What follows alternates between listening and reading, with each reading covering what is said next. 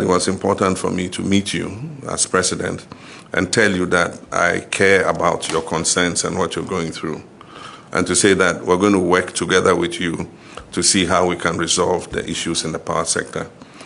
The first thing is for us to deal with the issue of the value chain, the whole power value chain. And that means that we must start from the downstream all the way upstream.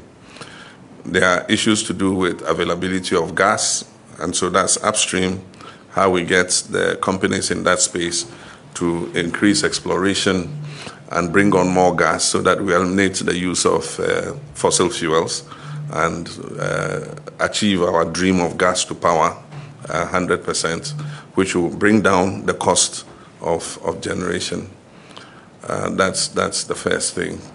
And the next is to see how we can bring more efficiency in terms of your sector and the production of power so that we can pass on any benefits to the Ghanaian people. But obviously, the bull in a china shop is Electricity Company of Ghana, the sick man of the power sector. I mean, you can't run an electricity utility and make 40% commercial and technical losses and continue to think that you have a viable business. And so something must give in that sector. And that's why I've said that we are looking at introducing private sector participation. If you remember, under the Millennium Challenge Compact, we had agreed that in the last portion of the distribution, billing, and metering, we're going to introduce private sector participation.